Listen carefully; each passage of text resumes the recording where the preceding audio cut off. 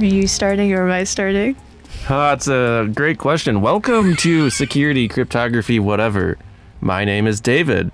I'm here with Deirdre, Hi. who's been having a rough day. We'll put it at that. Sorry. We are unfortunately Thomas free this week, so you're stuck with just the two of us. And we're gonna do our usual game where Deirdre understands math and then I ask questions. And we will be playing the Hertzbleed version of that game this week. Yeah.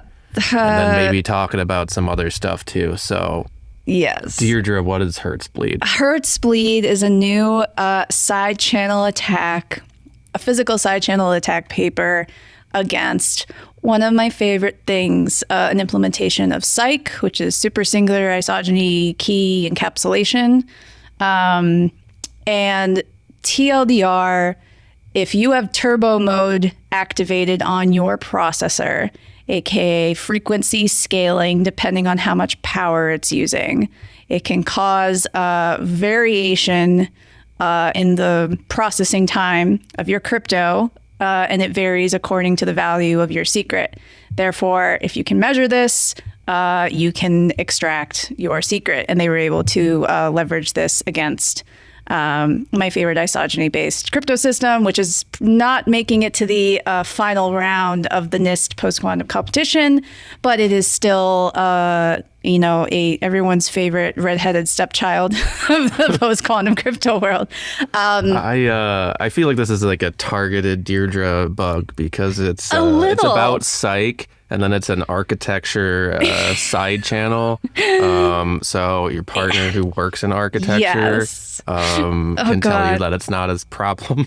Yeah. And I literally was like, there's a new paper. It has to do with turbo scaling. And he's like, I already know what the attack is. Stop talking to me about it. And so there is already a known attack.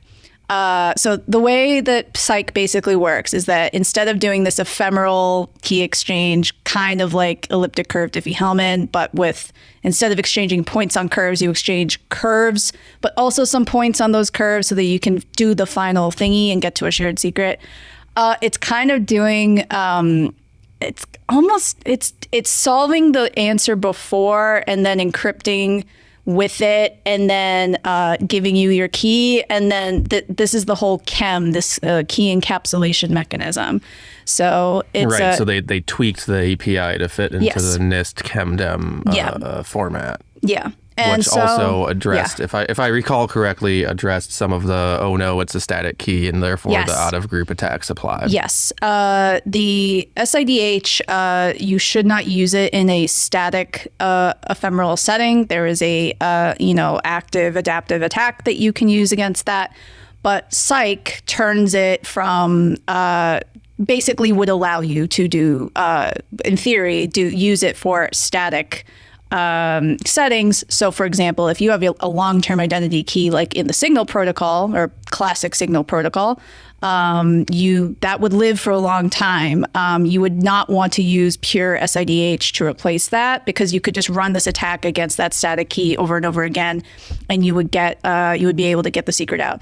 In theory, you should have been able to do this with Psych instead. The API would be different and not as pretty, but you could in theory do it. This attack would, if it works, does a thing that would let you extract the secret key from your Psych key pair. But it's a side channel power analysis attack. The other thing that was, novel about it is that you can do it remotely. So you would make queries either like over some, web app request on your local network. Rather than like break out the multimeter and plug it into the processor and see what's going on. And I think the way that they actually leverage that is they are able. So we'll get into my quibbles about this paper next.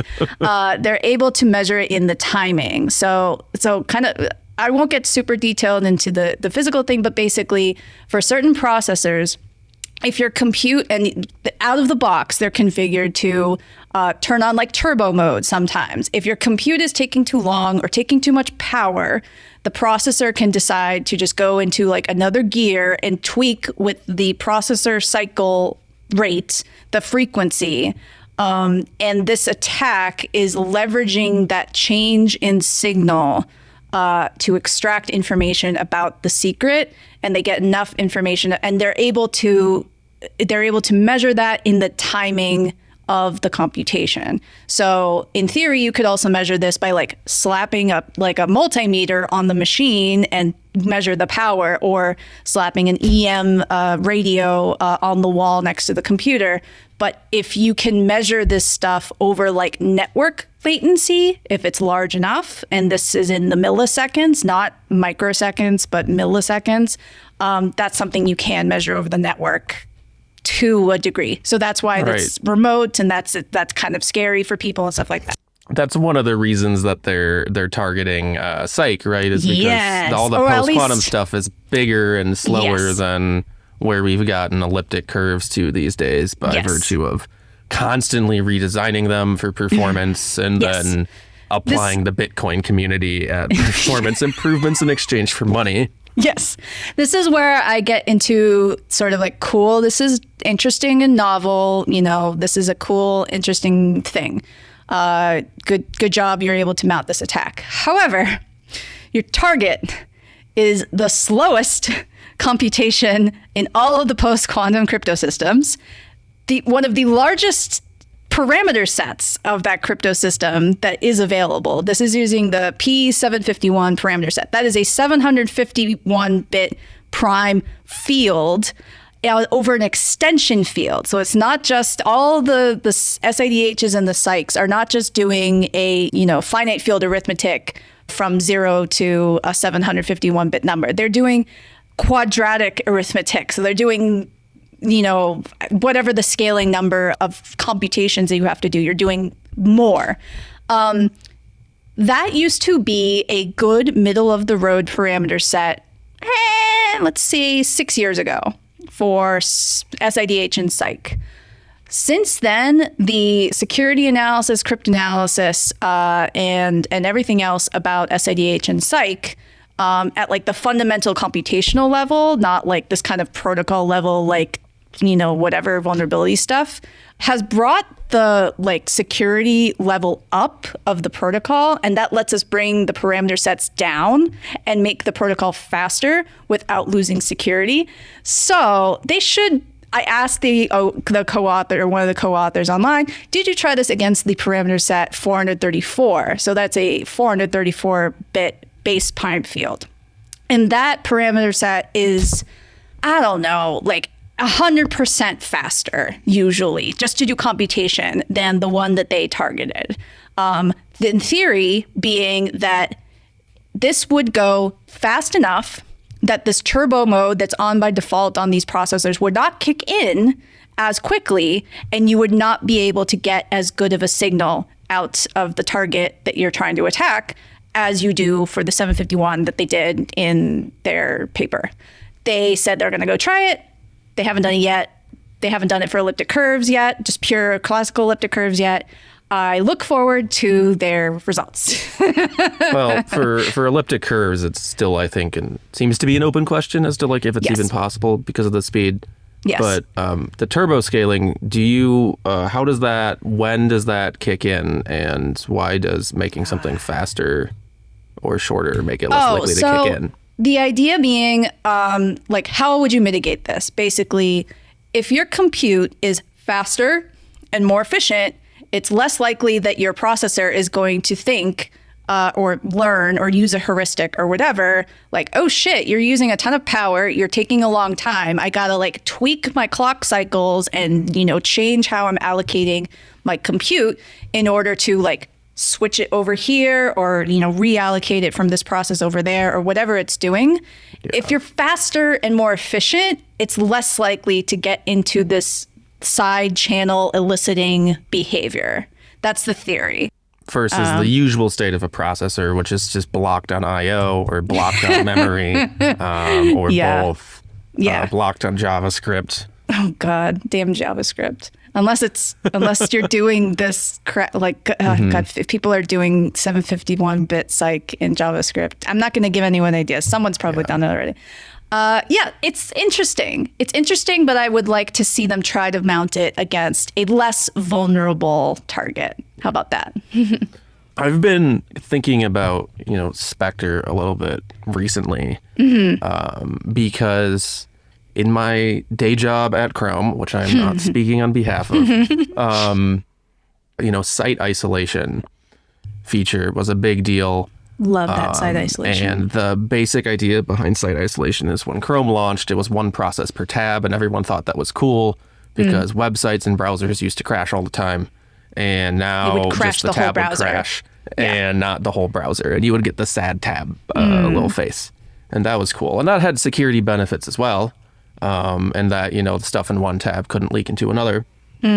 But the fact of the matter remained that, like, if you somehow got code execution in a tab in the renderer process, you could then just be like, let me load up Facebook. And then suddenly Facebook and all of its data is in that tab. And you can get data out that way. And so site isolation was developed as an idea of, like, let's actually do one process per site rather than one process per tab to mitigate some of those things. And it had the side effect of Spectre gave you basically, if you have like JavaScript access, because of the timing side channels, you have, you can read any other memory in the process without a bug, simply by virtue of controlling the JavaScript, even if like by normal course of execution, like that data was guarded by like if statements and so on, like you aren't supposed to be able to read it. And so you could leak data out. And so that kind of like accelerated some of the deployment of site isolation. But without doing a whole history of that, of which many other people are more qualified to discuss, but it's like the big fear with Spectre in terms of the web was like that you would take one of these side channel based exploits that gives you some form of memory read and then like weaponize and or like one click the exploit so that it works in more situations. And so at the time, like there's a chance that like this could have been really existential to the web. And then site isolation more or less mitigated it. That took some time, but also on the flip side, like that just didn't happen. Like it turned like I don't know of anybody that used Spectre to actually exploit anything. It's not like something in your standard Metasploit toolkit and so on. You don't see like end-day Spectre exploits. No, it's like so targeted. It's like hard to have a generic exploit using that, I think. And so as a result, like not to say like it was overblown or anything, but just like it didn't. It could have been much, much worse. Yeah. And, every time you see one of these, there's like the spectrum of like, this is cool. But then I see like, reading out secrets. Then like the real trick for these is the closer you can get to just like arbitrary memory read, the like higher and higher and higher the impact is. Yeah. And if you're like writing or finding these exploits, the like goal for the mega exploit is more or less arbitrary memory read. Yeah. But like Spectre Meltdown had a lot of vendor coordination to deploy stuff to like to retpolines and all that stuff before it was disclosed in 2017, right? Yeah. Some of the retpolines are gone and now, like for example, V8 in Chrome, the JavaScript compiler, had some of those types of mitigations in its code generation. That have since been removed. Oh, nice. Because of site isolation. Awesome. Always now, love like what your code. Operating system chooses to do about this, that's a different question. That's like Spectre in the web versus the kernel. Spectre in your hypervisor, which is like the same problem, different shape. Yeah. I'm not sure what they're doing there. Yeah. I wondered. I would ask this to Thomas, but what do you think? Do you think like enough mitigations getting deployed at announcement time kind of blunted the drive to try to exploit this? Or is it just too hard for a exploit kit to leverage? I don't know. I suspect the mitigation stopped some of the like Heartbleed-esque exploitation in the sense of just like, let's see who can read what type of things that happened after Heartbleed happened. But I don't know. I mean, hindsight is 2020. I don't know how much we were. I think in retrospect, and I've heard even other people say that like site isolation wasn't worth it relative to Spectre. Well, in my personal opinion, site isolation is worth it just for the UXSS improvements. Yes. And site isolation is definitely worth it, right? Like, had we been wrong about Spectre, had it been mass exploited, like that would have been really bad. Yeah. An extinction level event, if you will. Yeah. Jesus Christ. That was another vague annoyance when I saw the name and branding of this exploit, this paper, as Hertzbleed, and I was like, what? It's not related to Heartbleed. Heartbleed was like memory safety, right? It was a bug, but also memory safety that resulted in Heartbleed. This is both were memory reads. They were memory reads, but like in a very different way. And so, yeah, that's the bleed of like you're leaking some information that you're not supposed to, but like in a very different manner. And and it was like Heartbleed was just like you ask it to do something, and it's like, here, I'm gonna read very these nicely. Keys. I'd like 65K of memory, please. Yeah, and it's like, here you go. Here's the private key of this RSA, sir, or whatever the fuck. But yeah, I think, God, like Heartbleed was. My running theory is that there's enough just dumb bugs in memory unsafe code in the world that the exploit kits and even a lot of adversaries that are trying to exploit you don't need to turn to attacks like this. Like, there are probably people out there in the world who are like, I'm keeping this proof of concept in my back pocket just for funsies.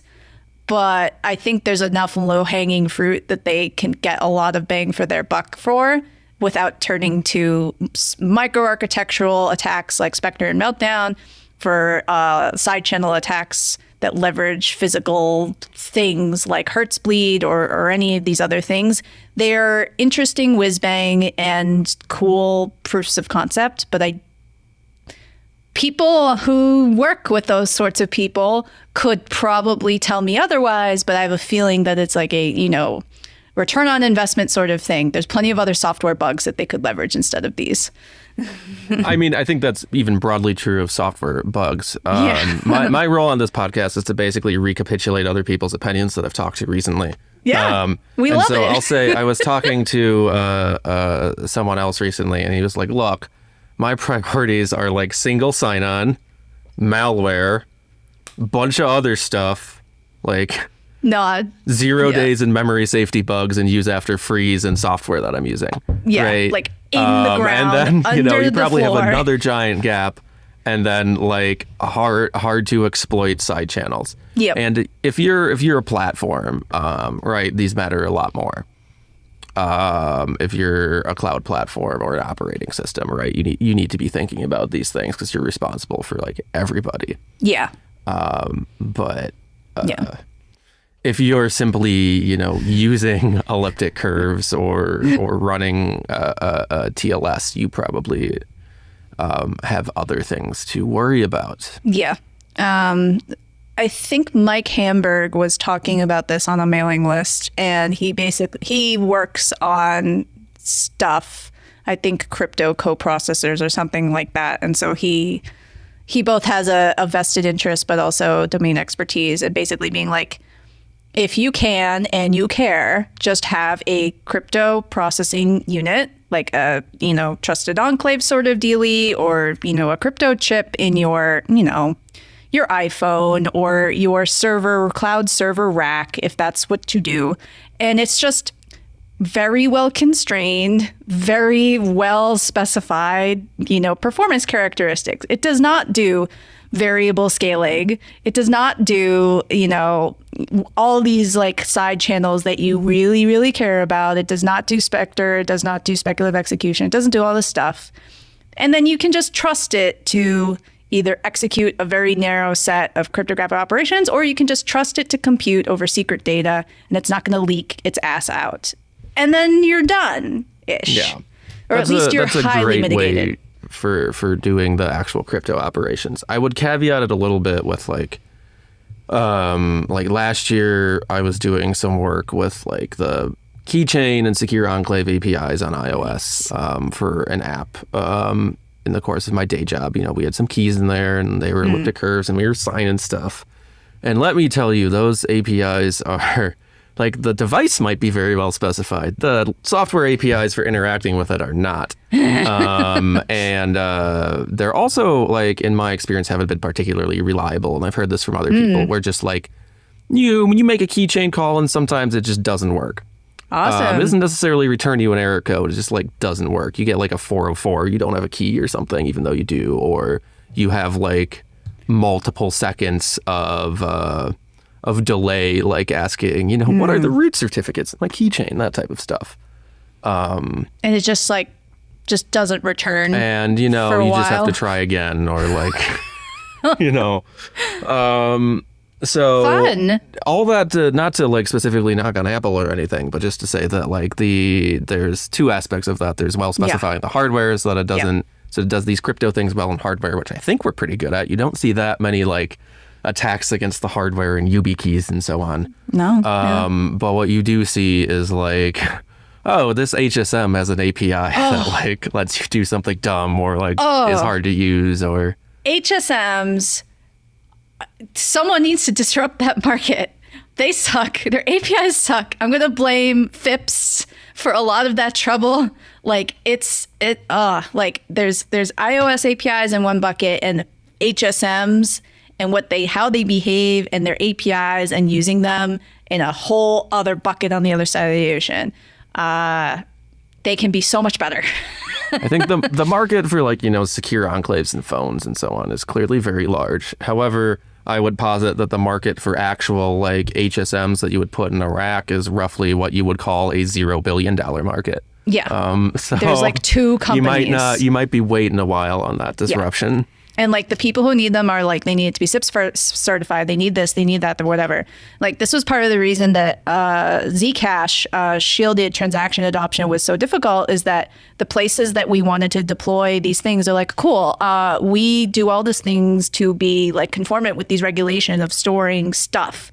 Like give me an HSM that supports your weirdo bespoke elliptic curve so that I can do elliptic curve signatures for these shielded transactions, like let alone the proofs. And we're like, here's a smart card software. Like just getting it there is like, there's enough friction of getting stuff like that deployed that it was definitely like slowed the adoption of shielded Zcash for ages. And it's just like the things that you don't think about until like the rubber meets the road of like, yeah, I need a box that I can call an API that's like, sign this. And it needs to like, do you have box? And you're just like, no. And they're like, do you have to do custom thing to support it? And they're like, but I don't care enough. And I blame the HSMs. Mm-hmm.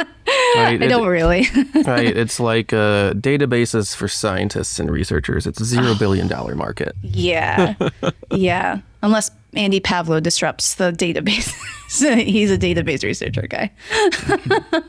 I believe it was Stonebreaker that first called scientific databases a $0 billion market. Or at least that's where I first heard the term. Was that before or after he won the Turing Award? Around that time, I believe. I saw him actually he gave a talk at Michigan somewhere around then. Cool. And that was when I first heard the term $0 billion market. And I'm like, I'm going to store that one for the future. So you were gallivanting around Europe doing cryptography in the past 2 months, is my understanding. I was in Europe living twice. the dream. Twice. Like, twice in no COVID either time? Twice in no COVID, crossing myself. Was there for Real World Crypto in Amsterdam. Super awesome. We did our episode live from Amsterdam. You got the gist from that. And then I went back to Europe a couple of weeks ago to go to Eurocrypt in Norway, which was very much like I finally got to go to like a, REACR flagship academic crypto conference, because Real World Crypto is like a symposium. They do a lot of talks. There's a lot of industry folks. Eurocrypt is like proper, like, do you want 3 hours on universal composability of security proof simulation? Here's the conference for you. Do you care about the fiat Shamir transform? Well, I'll talk to you for, 3 talks in a row about it today, tomorrow, and the day after. No, it was good. It was in Trondheim, Norway. If you have a good excuse to go to Norway in the spring or the summertime, highly recommend. It's lovely, beautiful weather. The sun rises at 2:30 and sets at 10:30 at night. It's weird, but it was beautiful. Lots of universal composability, lots of multi-party protocols, which is fun for someone who's doing a very small scale multi-party protocol in terms of threshold signatures, which is Frost. Shout out to Chelsea Comlo, who came up with Frost. I implement everything that she tells me is secure based on all these security proofs that she comes up with. And fiat Shamir stuff, zero knowledge proof stuff, a little bit of isogeny stuff. There was at least, I think I missed the last day, but there was a nice talk about like, okay, how do all of these supersingular isogeny assumptions relate to each other? Stuff about endomorphism rings and stuff about computing, ideals in a quaternion algebra and crap like that I only barely understand from Benjamin Wesolowski, I think. Cool stuff like that.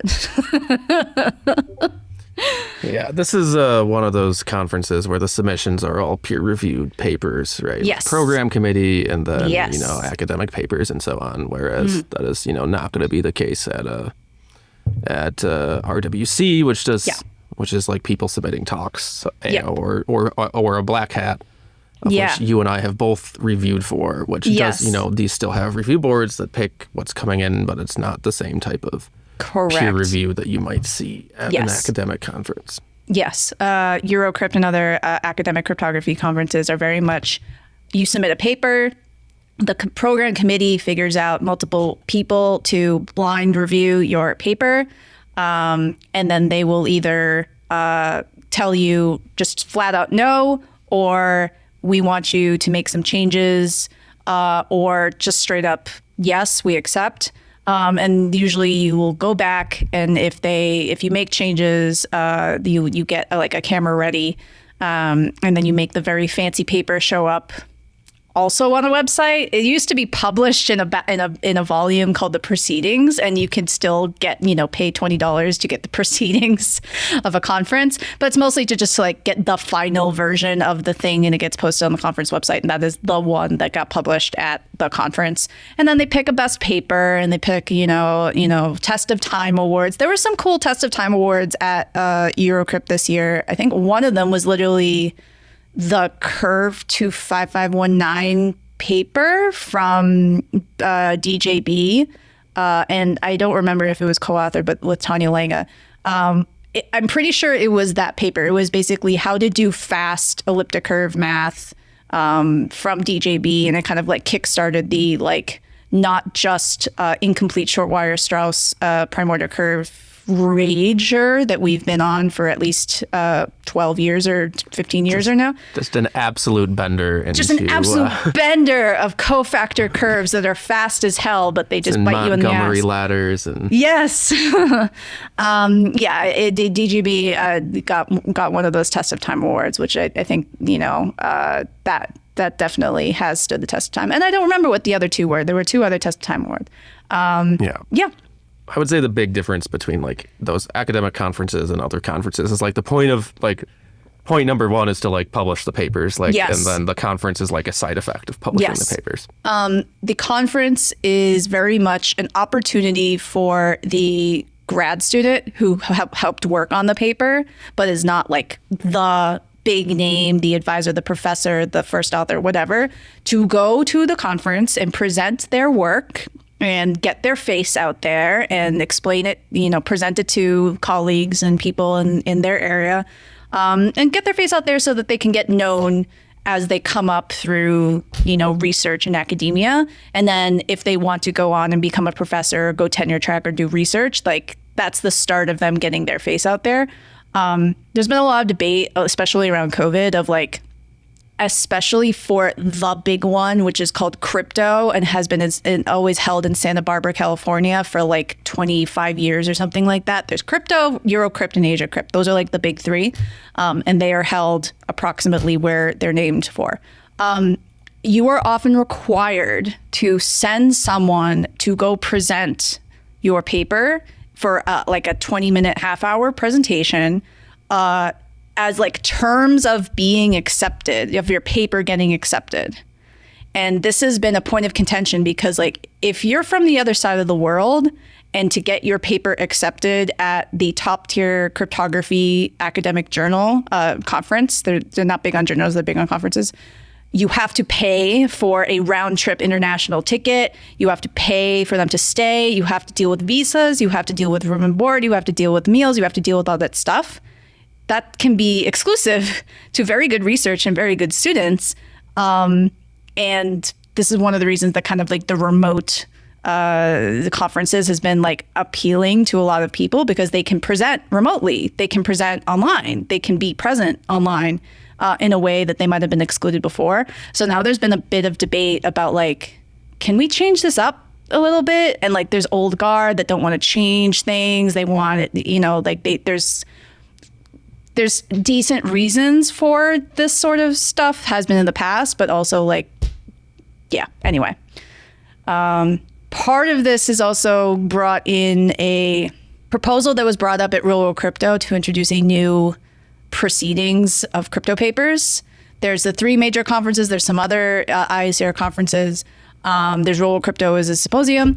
And there's like a journal for sort of like best of the best papers. They kind of get elevated and elected to like this journal. But this other thing is basically trying to be something to give more access and more of a venue than just like the big three or some other conferences or like nothing or just a PDF on ePrint. They're trying to have something that's a little bit more accessible.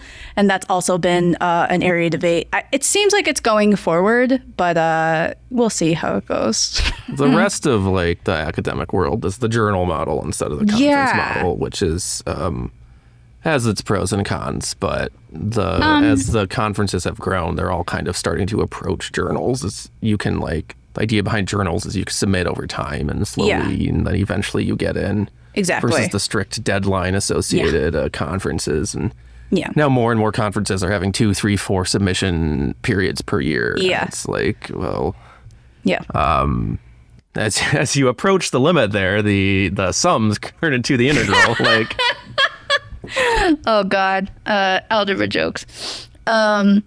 Usenix Security and Oakland and these other things, they're still conferences, right? They're correct. Not journals. So the big four in like computer security, like non-cryptography or maybe closer to the applied side of cryptography are Usenix Security, IEEE Security and Privacy, which is also called Oakland, CCS, which is the ACM's conference on communication security, I think. I don't know.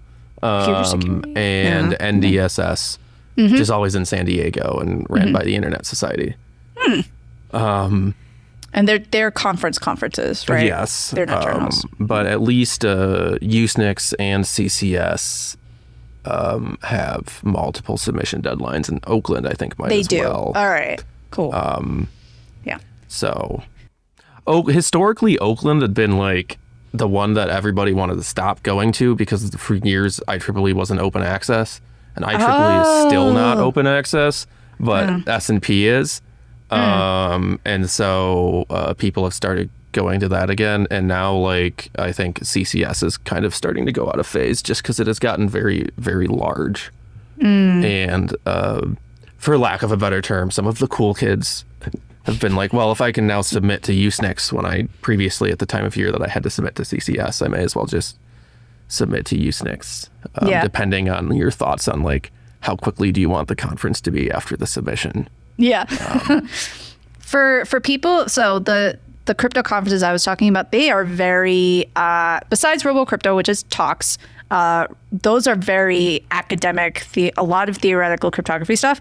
If you're more interested in applied cryptography, computer security, implementation stuff, attack stuff, all those conferences David mentioned are much more likely to publish that sort of stuff. So like attacks on signal protocol or things like that, those things tend to show up in conferences like that. So those have some cool publications as well.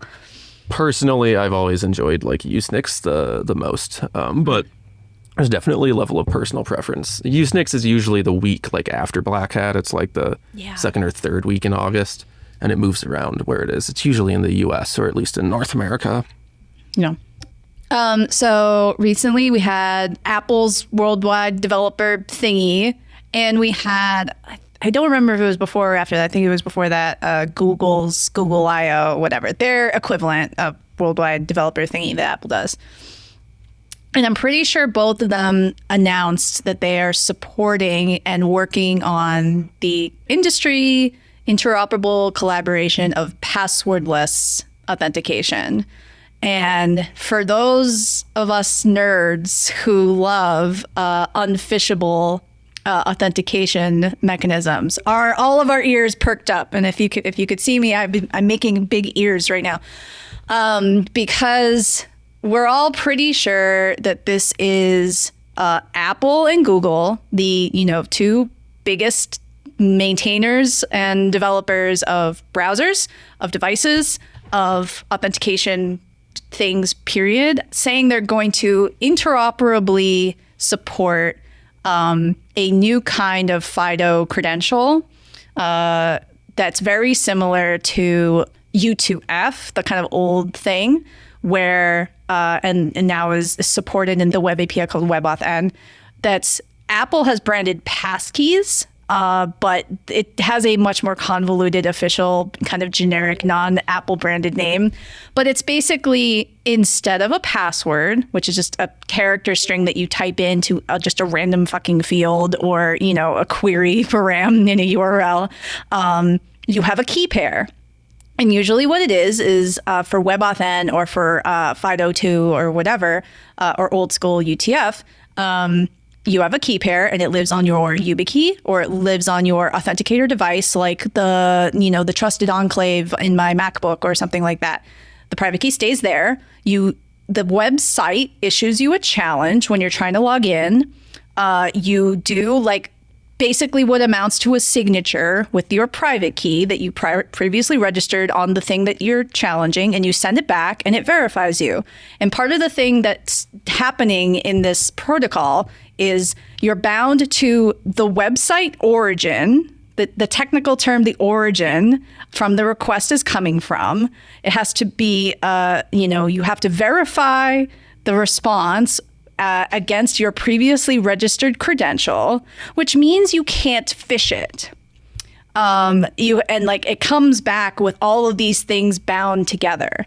And this was great for second factor, so that you cannot just copy paste this thing into a field or a query param, because it wouldn't work. It has to, if it was a phishing website, it wouldn't work against Google.com if someone is at, Google.com, but with all the O's are zeros and the E's are threes and things like that. It just wouldn't work because it would not compute correctly. That was great when you just had it on your YubiKey or your phone or whatever. But what if you need to back them up? And the answer has been for a long time that you just register a ton of keys. So like I have 6 YubiKeys and I have, multiple devices and things like that. And the answer is you don't migrate the key pair. You just have lots of key pairs and they all work. And okay, fine. Binders full of key pairs. Binders full of YubiKeys and FIDO keys. I want to make one kind of comment about the phishing, because I think there's a subtle point that people miss that also makes the whole phone thing a lot more complicated. Yeah. So if you think about the YubiKey, and when you're signing in with WebAuthn, right, you're more or less signing over the website that you're trying to log into and the challenge that they give you on your computer, and then it gets sent back up and everything is great.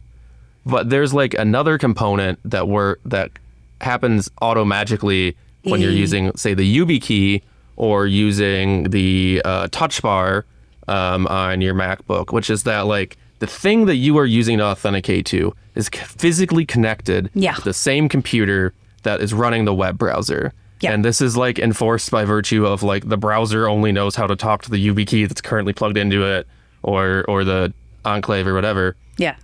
When you take that and you're like, okay, you know, my phone has a secure enclave and it can sign things, or like I have a Go program and I implemented the same spec, whatever, right? Like it's just a signature. It doesn't need to be in the hardware. As soon as you move that to a different device or like the communications channel to something that isn't obviously directly connected, you end up with this problem where when you go to like approve on your device in some way to click, yes, I want to log in on your phone, like let's imagine a crypto game. You've got two laptops.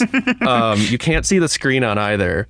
And you win the game and you have a phone and you get a login prompt and you win the game if you can have an over 50% accuracy when saying which laptop is logging in. Yeah. Right? You don't actually know that the laptop or the computer that you're next to is the one that you're logging into. Yeah. So while it prevents you from being phished on like, you know, G00GLE.com or whatever, it doesn't prevent you from being phished in the case where the attacker is trying to log in at the same time as you and sends you a prompt. Yeah.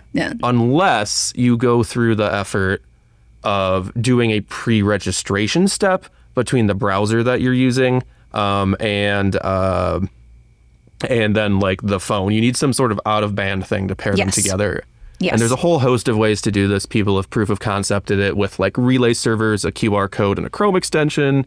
You could do it through like Chrome Sync. Yep. Which is deployed. Or iCloud Sync, which is more or less, I think, what these proposals are doing. Yes. You can do stuff over Bluetooth combined usually with the sync mechanism as well to add even more. But yes, the world gets a lot gnarlier, and the user experience gets slightly worse when you, for some definition of worse, when you switch from a YubiKey to a phone. The benefit is you don't need to explain to somebody or buy them a YubiKey, right? It's feasible for an enterprise to buy all their employees YubiKeys. It's not feasible for like the IRS to buy everybody that needs to file taxes a YubiKey and expect them not to lose it. And all of this is for using FIDO credentials as second factor or multi-factor, not your quote unquote primary factor, which has been and probably will be for a long time passwords, right? Yeah, but I mean, fundamentally, like these end up being the same thing. Right. So the new thing is the passwordless authentication stuff is taking the same challenge response sort of protocol and using that in addition to these device-bound credentials, the classic FIDO2, UTF, WebAuthn, multi-factor thing. And instead of a password, you have this key pair that can be synced because it's not device-bound, such as through iCloud keychain. And that's like the big proposal is that Apple has kind of like created this end-to-end implementation of how you do this, and everyone else is like, oh yeah, we were thinking that, and then like you've basically done the proof of concept, and they're trying to get everyone on board, because if just Safari supports this and just iOS supports this, you need websites to support this API for it to work at all. It doesn't matter if you're Apple and you own the entire stack, top to bottom. If you go to google.com and it doesn't work, if Apple passkeys don't work, you're supposed to be magic. So Google's on board, Apple's on board. This is a W3C WebAuthn update that's coming. But Apple's kind of gotten out of the gate and it started with the great branding. Like there's like a 4-word name for these things, and instead Apple's like, let's just call it, instead of passwords, they're passkeys. And it's like, we're just calling them passkeys. It's like, that's great. Damn it, Apple. And I think in the future we'll try and Yes. get one of the authors on to like go in more depth on this. But we just wanted to call Absolutely. out that this was in fact happening. Yes. The authors know who they are and may or may not be surprised by me saying this without emailing them first. Yes. We want to go into a lot of depth about this because I have more like very specific questions. Like I was looking on the FIDO like website and I was trying to get very specific technical details about this. And then people were like, they're not there. They're like over in this other place. And also these people have their names all over it. So we should go talk to them. So that's a thing that's happening. That's very exciting for security. We really hope to see this getting rolled out well and nicely and in a way that, human users can understand the benefits to their security. So early days, very exciting. Godspeed. And then one last thing we wanted to touch, or mostly I just wanted to touch and then force Deirdre to talk about was the discourse from like a month ago or so when Elon Musk, in the process of buying Twitter, which we'll just move past that. Jesus. But was like, Twitter DMs should be E to E, end-to-end encrypted. And then the end-to-end encryption on the web discourse started again. Of like, is this even is it even possible to have a web app that does end-to-end encryption and has the same like threat model? God. And so, Deirdre, you've thought about this a lot, I think. And Yeah. so maybe you could explain some of why this is a little harder than it's just like generate a key and, call encrypt and like Signal does this. We know how to do this. We know a lot about like messaging protocols. Yeah. Just do it in a web browser. JavaScript's Turing complete. Oh, God. Unfortunately, just slap a Signal protocol on it does not necessarily give you the same security guarantees in every deployed software environment. And by every, I mean, there's the web and there's everything else. Or there's everything else and then there's the web. I'm being pulled into this because people are like, yeah, they should totally do that. They should end-to-end decrypt Twitter DMs. And if Twitter was only supported on iOS, Android, and, a desktop application, that could be very doable. Unfortunately, Twitter.com is a web app. That's what the .com stands for, right? It is primarily... That checks out. Yeah. The guy who works on the web browser tells me that I got that one right. Awesome. It was primarily a web service for a very long time. And then it got mobile apps. And then it got, like TweetDeck or, TweetyBot or, whatever the fuck. It had an API. And then it shut it down. For a long time, the reason it used to be only 160 characters is because it was like you could SMS a code and it would tweet it on the internet. So it was like an SMS based plus web service for most of its lifetime. And then it slapped on a bunch of mobile clients. End-to-end encrypting anything where you have to support that end-to-end encryption with a web client is a fundamentally harder thing to do than if you just have mobile clients. And the primary comparison is WhatsApp. WhatsApp started as mobile only and eventually added a mirror of a web client to a mobile app that it was paired to. And now it has a more evolved kind of web service to go along with it. But WhatsApp deployment for almost all of its history was iOS and Android clients. It was able to slap on Signal protocol onto that service because all of its clients were mobile clients and they were compiled apps in very constrained environments that didn't auto-load content and scripting from the internet every time that you open the app. That's the thing that makes it hard, right? Is the fact that like you have the security boundary of an app store, which like people can debate the security boundary of, or even if you take away the app store, you have like, a piece of software. And if you make the assumption that like people are able to get the piece of software right once and then it more or less stays like that. Yeah. Now you're talking about like a malicious update through the store, whereas on the web, it's like, you can just load resources from other sites. That's like the whole value proposition of web stuff. Yep. That's why it's a web and not like an app, right? They connected like a web. Like you can pull in images and they get rendered and you hope that your browser render is, decoder is great. Or you just literally pull in a whole nother website. And you can either do that in an iframe and you hope that the isolation is good, or you just literally do an HTTP GET and you get a blob and then you could do whatever the fuck you want with it to a blob. Like the dynamic nature of the web, a web page, a web app is like the point. And it's just fundamentally different in terms of the security application platform that you write software for than a mobile app, than a desktop app even.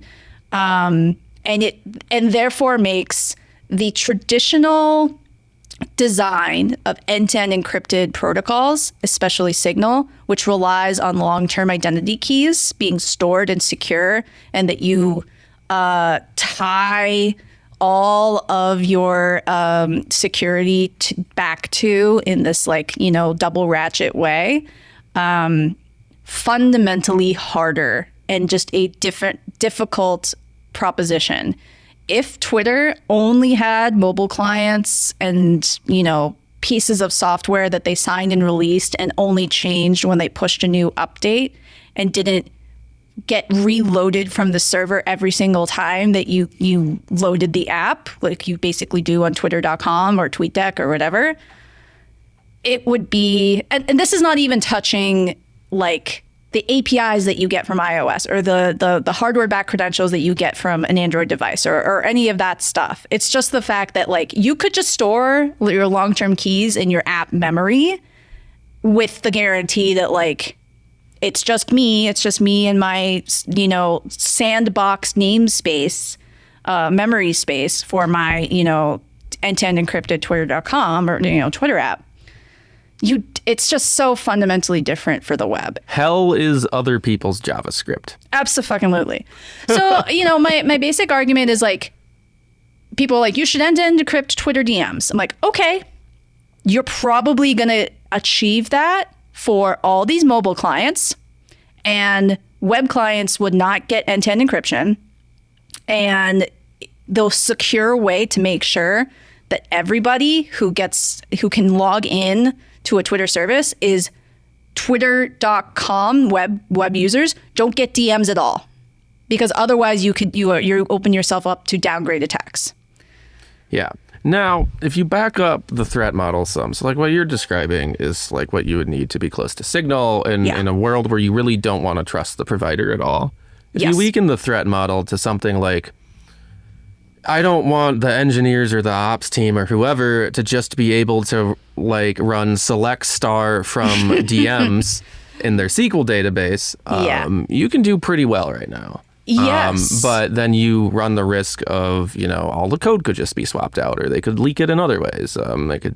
Yeah. And you can have healthy and vigorous debate about how different that is from native apps that could also just post, Signal or WhatsApp could just post the plain text. Over HTTP to a server. But as far as we know, they don't, and we have no reason to believe that they do. And presumably someone would notice if that happened. Yeah, you can watch all the connections that your app makes out, and you can measure how much space there's in there and frequency, and see if there's anything going on. And if there, you can inspect both the decompiled binary and the behavior of a compiled binary to see if it's doing something funny.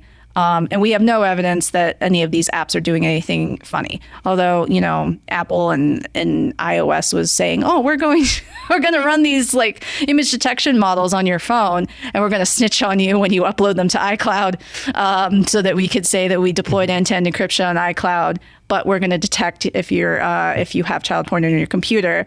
But they for more context, see our episode with Matt Green. Yes, but they say they haven't rolled that out, and I believe that they haven't rolled that out because everyone was very mad at them when they said they were going to roll that out.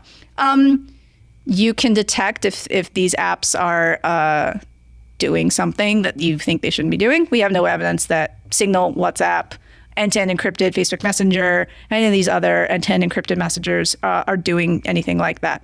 Much more likely to literally have a report button like WhatsApp or, using Facebook message franking or whatever it is, to explicitly get information willingly, actionally from users, which is a whole nother discussion about like, how do you deploy end-to-end encryption on systems and still run those systems and run those communities that are made up of humans that may or may not treat each other well or may or may not abuse these report capabilities. How do you do that in an end-to-end encrypted context? And like, it's not necessarily harder, it's just different. And see Rihanna Pfefferkorn's paper about content oblivious moderation tools for more on that. I think that's about all we got for today. Yeah. I think we've got a few plugs. The first one is we continue to have merch. Yes. Available at merch.securitycryptographywhatever.com. Mm-hmm. We have and new we now items. have merch that isn't even all black. Yes. So we think that's great. You're welcome. It's got these cute little guys that you might have seen on some of our, headers and images and stuff. If you like things that aren't all black, we have them. And also mugs and stickers with cool stuff. We wanted merch. We have merch. Now you can have merch too. So that's what that is. Several or maybe even all of us will be around Black Hat, and we are tossing around the idea of doing some sort of event. So if that sounds appealing, please let us know, because that will motivate us to actually think about it. Yes. And you can figure out the best channel with which to do so. I will be in Vegas for ZCon, which is a Zcash Foundation event about privacy. So I'll be there for that. I probably will be around Black Hat, but not at a lot of Black Hat. And then I will be trying to go to DEF CON, but I'll be there that whole week of Vegas. Let us know if you want to come to our thing. And now, Deirdre, I'm going to make us a real podcast by doing something that all podcasts must do eventually, which is plug another podcast. Oh my God. On behalf of my partner, I have to plug the podcast A Star is Trek, where Becca Lynch, who has never seen any Star Trek, is taken on a tour through every single series with 2 handpicked episodes by her friend Jess, who has seen all of them.